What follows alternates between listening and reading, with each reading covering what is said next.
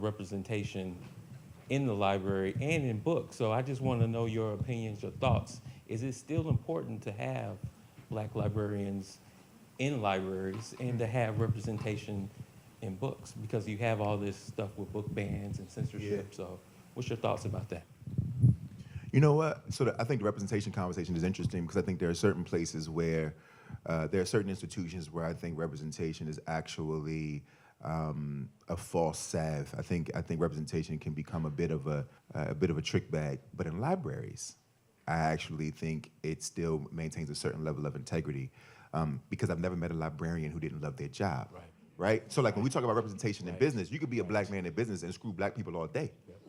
It don't mean that much, right? We might look at you and be like, man, I'm so proud of you. You hate me, but I'm so proud of you, right? In the library world, though, Black librarians, just because of the nature of the gig, the representation of Black librarians is very, very, very important. Not to mention, there's a natural human thing that we do, right? For the Black people in the room, y'all know what this means when we do like this? Exactly. Now, I'm not, by the way, if you're not Black, I'm never telling you what that means.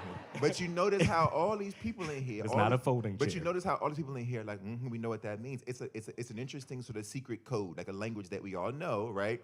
And what it does is it creates safety for us, right? So that if I walk in the door, and this isn't just us, if you are of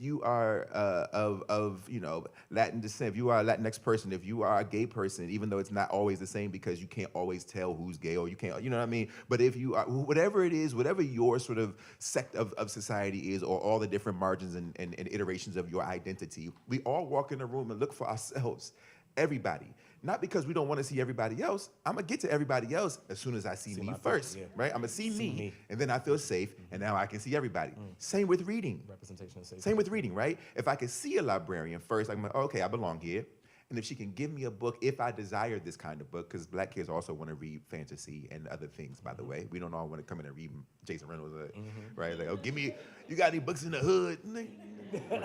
Something like, I want to read anime, right? Like, but if I am looking for a book that represents my community, that librarian will be able to be like, oh, I got something for you. And once I can see this book, now I can see anime, and now I can see Faulkner, and that right now, right? And so, do I think they matter? I think it's an enormous. It's imperative that we have Black librarians. And Black booksellers. I was gonna say, and shout out independent bookstores. Yeah, and Black booksellers, and in as many spaces as possible for that reason. It's the one place where I actually think representation is still pure. Okay, you have an answer? No, I was just thinking about perspective. As a debut author, my book doesn't even hit the shelves until February 6th, although you can pre-order now. Please pre-order. You can pre-order. How the Boogeyman Became a Poet. Yeah, but I'm By thinking— the way, please pre-order because this is how he continues to make work. I tell people this all the time. Look, your support, just like representation, your support coming here tonight, cool, but you got